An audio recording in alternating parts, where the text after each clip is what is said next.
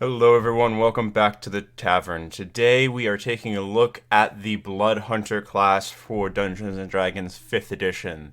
This is a Critical Role created content, so this is a class that has been designed by Matthew Mercer and tested with him, and I believe Taliesin Jaffe played one in the beginning of Campaign 2 for Critical Role. I won't give any spoilers beyond there, or I'll try not to.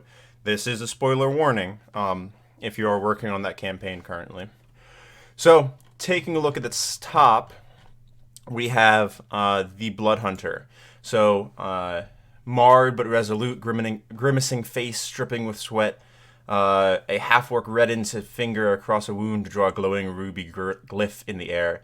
He grips the weightless, completed sigil, twisting to unleash dark magical energies that fire forward, cursing the stalking behemoth from within its own veins to better even the odds. So, very interesting flavor right in the first paragraph. This whole character seems to be a fusion of this idea of blood magic and affecting things in that way, and a somewhat martial character as well. So, it's pretty interesting in the way that it can function. So let's jump down to the actual class features. I'm not going to worry about multi-classing. Here we go, class features. So as a Blood Hunter, your hit dice is a D10, which is actually pretty reasonable. You are on par with fighters and rangers there. So you do have some frontline staying power as opposed to those other classes. But this actually gets augmented a little bit as we go forward based on one of your core features, which makes that D10 feel more like a D8. So, Blood Hunter, there we go. Now, this product is also available on DM's Guild if you want to download a PDF of it. Here we are. So, if you search for Blood Hunter, the Blood Hunter class, this first result is the official one from Matthew Mercer. And I believe it was recently updated. So this is the other one. It is pay what you want, so you don't have to pay $1 if you don't want to. But if you like the class or you want to support Matthew Mercer in some way, throw a buck or two in there, and it's a fun thing to have. And then you can print it out as a PDF if you so choose, because it's not in a published book anywhere. It's not even an Explorer's Guide to Wildmount. There's really no physical copy of this class that you can get. So I would recommend that if you're going to be playing at a pen and paper table, take the time, get the PDF from DM's Guild, email the PDF to yourself or put it in your Google Drive. Usually Google Drive works fine, but sometimes email. And if you run to your local Staples or UPS does it, Office Max or Office Supply Store, they'll usually do printing services for a fee, but you can get it printed in full color. It's really, really cool. Let's jump back to the class itself. So we have a 10 plus con mod, and pretty standard. Armor proficiencies, we have light, medium, and shields. So we're probably going to be wielding a shield with this idea. Simple and martial weapons. We got all the weapons, so that's pretty nice. Fighters get that. Alchemist supplies, somewhat useful. Dexterity and intelligence saves, pretty awesome. Definitely want to pick up maybe resilient wisdom. That feels like it might be a good pick somewhere along the way. And what's nice about having that saving throw and dexterity is if we build a strength character, we're gonna have a decent dex save and we're gonna have a decent strength save because of our strength modifier. With the medium armor, this definitely feels like it wants you to be a medium armor character. Maybe with medium armor master, so you can add a +3 from your dex to your armor score. But alright, we get 3 skills, which is pretty nice. So 1 extra skill compared to most other classes. Most of them get 2. Equipment, Hunter's Bane, Altered Life's Blood, advantage on Wisdom survival checks to track Fey, Fiends, Undead, as well as Intelligence ability checks to recall information. So that means History, Arcana, Religion are going to be very important skills for you, so definitely worth considering them. And you have advantage on those checks to remember information. I think this character class is definitely going to be more campaign specific as well. It's not something that can just be drag and dropped into any campaign setting. I think this is a conversation to have with your dungeon master if the feel of this class and the things that you're good at will matter in the campaign. I, for example, wouldn't want to drop a Blood Hunter into something like Dragon Heist. I'm not spoiling the module, but I wouldn't want to drop it into Dragon Heist because I don't feel like I would actually get benefit from a lot of these features. Blood Maledict. So these are blood curses. You gain one blood curse of your choice, detailed in blood curses. We'll jump to there in a moment. Before it affects a creature, amplify by losing a number of hit points equal to one roll of your Hemocraft dice. We'll get to that. As shown on the Hemocraft die of the Blood Hunter table, an amplified curse gains an additional effect noted in the curse's description. Use the feature once, beginning at 6th level, you get to use twice. So this is really the blood curses. So you get one curse per rest. 4 times between rests, short or long rest. So you get one per rest from 1 to 5, and then 1 level into tier 2, you get it twice per rest, which is going to be pretty fantastic. And it's twice per short rest, so you are getting this back a lot. 13th level you get it 3 times, and 17th level you get it 4 times. So the other thing that we want to keep in mind here, and we're going to come back to this in a moment, is what actions our curses cost us to use, because we are still a fighting style class or a spellcasting class depending on the subclass we decide on. So we want to make sure that we're not costing ourselves extra by choosing to do something else with it. Fighting style, awesome. So we do have great weapon fighting, dueling, archery, and 2-weapon. We don't have defense, and I think I would prefer defense fighting style above everything else here, because you are this sort of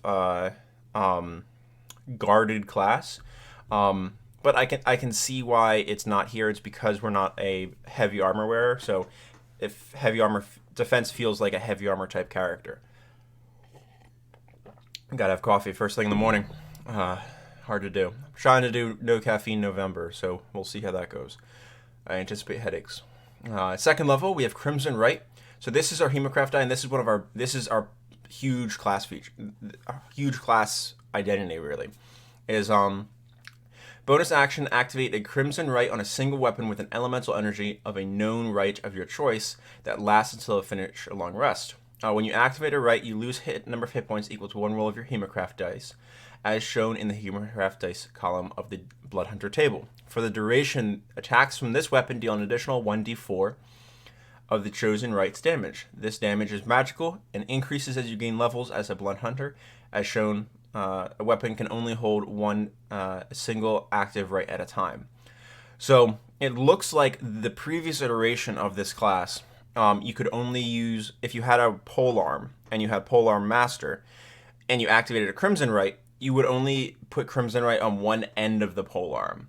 It looks like that has been adjusted to now function as it works. You activate the Crimson Right on the glaive, we'll say, that you're wielding.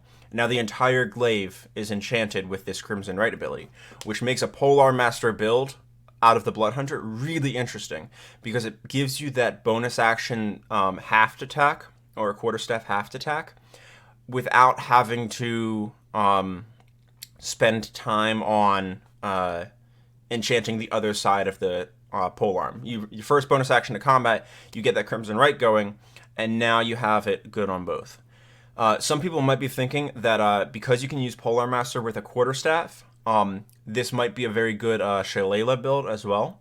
And I don't think that you're wrong. I think that the action economy is rough for you at that point. That said, the lasts until you finish a short or long rest. So if you are just traveling in a dungeon, we'll say, you can activate your Crimson Right while you're just traveling, especially if you have one of the other ones that we cover further down, like the Radiant one, which is a subclass specific. But you can activate that. Maybe it sheds a little bit light, like if you're Flame or Radiant. Now you can see a little bit. Now you have your first action in combat is to drop Shillelagh. Now you have this D8 on everything that you're using your modifier for.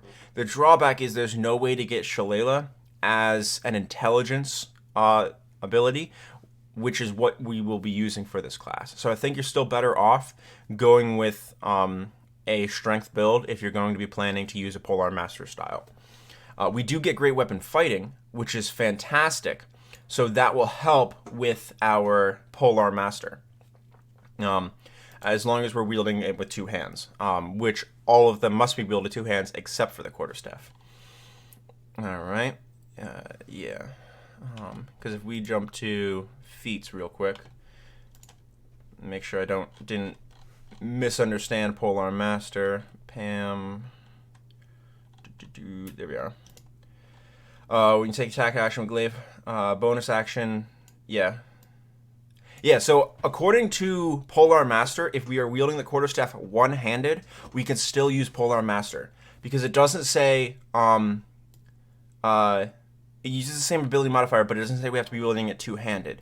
So we could go Quarterstaff, Polearm Master. Quarterstaff's going to be a D6, but it's going to be a D6 plus a D4 because our right. And then the haft of it's going to be D4 plus D4, so it's going to be a 2D4 haft weapon. And carry a shield at the same time. So this is actually shaping up to be a really interesting build. Let's jump back down. So these are esoteric rights and primal rights. So primal is flame, frozen, storm. That's going to be fire, cold, and lightning respectively. Esoteric we pick later on. It's going to be necrotic, psychic, and thunder. And I believe you learn an additional primal right at 7th. So that means you pick one of flame, frozen, and storm initially when you gain this. A second one at 7th. So you'll get two of these primal rights, and then you'll get one esoteric right out of here. And I think the pick is probably right of the Oracle, psychic damage. Thunder and necrotic are more resisted than psychic damage, and the few creatures that resist psychic damage, you will have one of the other damage types to handle. I'd probably go with fire and lightning, because lightning is rarely resisted, but fires has more creatures that are vulnerable to it.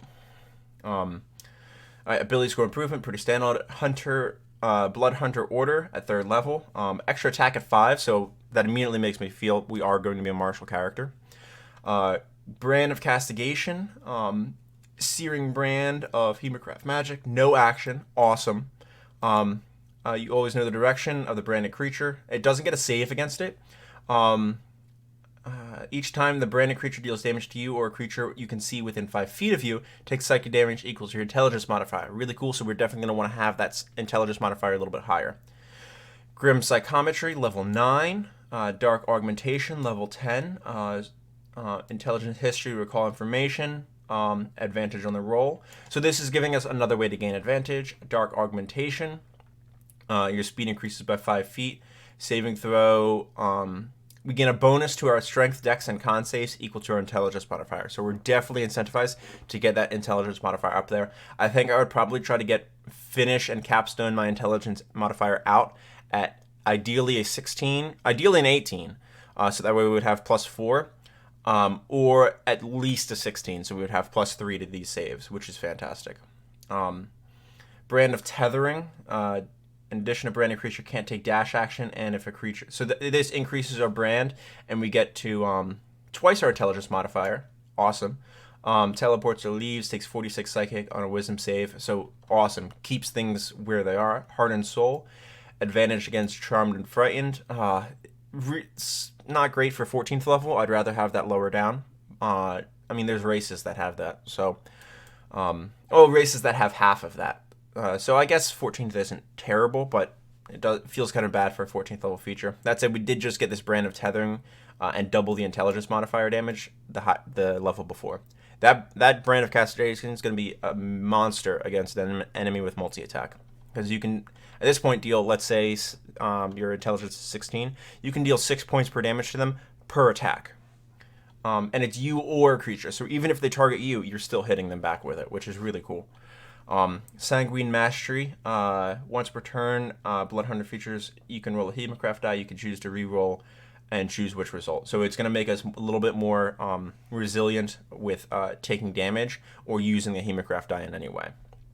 When you score a critical hit with a weapon, you regain one use of your blood, expended use of your blood maledict. Those are our curses. Well, at 20th level, we would have them 4 times per rest anyway. So it's a free way to recharge, so we want to be spending them as often as we can. We're getting into blood curses. So we have Curse of the Anxious, 30 feet, bonus action. We have a lot of stuff on our bonus already. intimidation checks. So it makes them fearful of you. Amplify. They make a wisdom. Next wisdom saving throw is disadvantage. Binding. Bonus action again. Strength save. Speed reduced to 0, so it grapples them within 30 feet. And then let's see what else we got. Bloated agony. Bonus action. 30 feet. Disadvantage on strength, dex, ability checks, so it's hard to get out of it. 1d8 necrotic damage if it makes more than one. So great against a grappled multi-attack opponent. A little bit niche. Blood Curse of Corrosion, 15th level, Order of the Mutant specific. Bonus action, 30 feet you becomes poisoned, so disadvantage on attacks and ability checks. Con save to save against it. And suffers 46 necrotic damage immediately. So it's using this, it's automatically free damage. Because they don't get to save against poison. They are just poisoned. Now you have to be 15th level in this subclass. So, niche, but it's a bonus action, just range 30 feet, they take 46 damage. And if they fail saves against it, they take another 46 damage, which is pretty cool. Exorcist, 15th level Ghost Slayer, so same theme. Creatures charmed or frightened. Creatures no longer charmed, frightened, possessed. The creature that charmed, frightened, or possessed the target suffers 3d6 psychic and must make a wisdom saving throw or be stunned until the end of your next turn, which is pretty cool. This is a bonus action, so you could, in theory, like against a dragon that has frightened one of your allies, free your ally. The dragon is now stunned if they fail their save. They take 3d6 damage no matter what. And now you have advantage on your attacks against them with your action because they're now stunned. Pretty cool. Exposure, 30 feet, hit by an attack, temporarily weaken their resilience against it until the end of turn. Target loses resistance. This is really cool. And it costs your reaction, which, Polar Master, we are about our reactions, but this is a very cool way to make sure that if the DM's saying like, oh, it doesn't seem to be affecting them as much, you say, no, actually it does. Very cool combination with something like, I think a big fire spell like wall of fire, or maybe they're resistant to, and it says damage types of the trigger attack or spell. So if this is late game, maybe they have resistance to bludgeoning and fire damage. So Meteor Swarm's only dealing half damage to them. You set up that 1-2 combo with the wizard. They drop a Meteor Swarm on the BBEG, and you give them Blood Curse of Exposure. They don't get a save against it. They just are no longer resistant to either of those damage types. So really cool. And this really encourages teamwork, which is one of the things I like about it. Eyeless, I think this is one of the strongest things. Makes an attack roll, use your reaction to, it's basically a cutting words with your Hemocraft dice. And use this feature after the creature's roll, but before the DM determines whether the attack roll succeeds. The creature is immune to it's immune to this if it is immune to blindness. And you can apply this to affect all of the creature's attack rolls until the turn. You roll a new dice for each attack. So you take Hemocraft dice damage to amplify this. And now if they have multi-attack, now they're getting a penalty to all of their attacks. It's like a bane for a turn, which is really cool. And the cost of reaction. Fallen Puppet, 30 hit points. The creature immediately makes a single weapon attack against a target of your choice. So you can turn enemies on each other. When your barbarian drops someone, you can immediately use your reaction, bring that person back up for a moment, and have them attack an ally. Especially if they have like a cool magic weapon or something, could be interesting. Amplify, they can move half their speed and grant a bonus to the creature's attack roll equal to your intelligence modifier. I think that's well worth it. Curse of the Howl, 18th level, Order of Lycan, so really deep into the game at that point. Wisdom saving throw, be frightened. Fail to save 5 more, they're stunned. Saving throw while frightened in this way. Until the end of next turn. If this was a minute, I think it would be worth it. The chance to stun someone, just they are stunned for a minute, is devastating. And it's 18th level. I don't think I would ever pick this. And it's an action cost. Yeah. Range increases to 60 feet. Blood Curse on the marked, bonus action. Right damage, you roll a additional Hemocraft. This is amazing. This is a way of saying you are marked for death, and I'm going to follow up on that, especially with something like the Polearm Master build we discussed, where you're getting 2 attacks on them. On the turn you use this ability, and then the next turn you have 3 attacks on them. Your action is attack action, so you have multi-attack, or extra attack, so you have 1, 2, with your the main part of your quarterstaff, and then your the half of it for a D4 plus D4 plus D4. And if you amplify it, you get advantage on that first hit, which is going to be really, really exciting. So more chances for that crit. I think this works really well, especially like if you dip Fighter 3 into Champion Fighter, and you get that crit range of 1920. Oh, you're going to be doing some nasty work to people. Blood Curse of Soul Eater, 18th level Profane Soul. So this is the last subclass specific thing. Whenever a creature that's not a construct or undead is killed within 30 feet of you, you can use your reaction to usher their soul to your patron in exchange for power. Until the end of your next turn, your weapon attacks have advantage. In addition, you regain an expended warlock spell slot. Once you've amplified this Blood Curse, you must finish a long rest before you can amplify it again. I'm a fan of the amplification. I'm not a fan of this being 18th level feature. I think this would have been fine at 15th level. You only get weapon attack advantage on the next turn, and the amplification of a spell slot back doesn't really tie in with the advantage on the attacks. I feel like there's better things that you can be doing with your curses at that point. So my top picks would be Curse of the Marked, Curse of Fallen Puppet, Curse of Eyeless, and Curse of Exposure. I think those are my top 4. I think Eyeless and Marked are my top 2. Because there's no minimum level. Pick those up at the first 2 opportunities, and I'm gonna feel great about it. I'm not gonna feel bad about it at all. I think I would go with Curse of the Marked first, because that's gonna give us more damage early levels, and then Curse of the Eyeless, because the amplification is gonna be good against multi-attack, and we're not gonna see multi-attack at the first couple levels of an adventure of a campaign. We're going to see that once we start getting into levels 4, 5, 6, 7, we're going to see more enemies with multi-attack. That's when I'm going to pick up Eyeless, because that's when the amplification is going to matter for it as much. Now, some creatures will be immune, but that's okay. We're not going to fret over it. So those are going to be my top picks for the main class of Blood Hunter. The big change from the previous version is the Blood Hunter, instead of using Wisdom, now uses Intelligence as their second ability, that Dex and So right now the build idea that we're having is a Strength-based Blood Hunter that uses a Polearm as a Quarterstaff, then use Polearm Master. Probably going to play a human as a variant human, so that we can pick up Pam right away. And Intelligence is going to be our next biggest ability score, so we can start with a 16 in Strength, a 13 in Intelligence, so 15 in Strength, 13 in Intelligence. Use our human ability scores to bump each of those up to 16 and 14 respectively, and go from there. I think we'll probably not max out our our Strength, and we might be maybe questing for an item, especially maybe like Gauntlets of Ogre Power to get that up to a 19, and then we'll never have to worry about it. Or alternatively, a Headband of Intellect to set our Intelligence up to 19 and then never have to worry about it again, because that's going to be, we don't really need to get our Intelligence up to 20 for this class to work properly. So I'm excited to get through this build. Next video will be the subclasses: the Ghost Slayer, the Lycan, the Mutant, and the Profane Soul. So 4 subclasses, pretty good. Alright, see you all in the next one. Don't forget to like, subscribe, and share my content to anyone you think might enjoy it. I really appreciate the comments. I do read all of them. I try to reply as much as I can. And if you want to support me in any way, my links to PayPal and Patreon are in the description down below. I really do appreciate it. Help me enjoy making this content and take time out of my day so that way I can. See ya.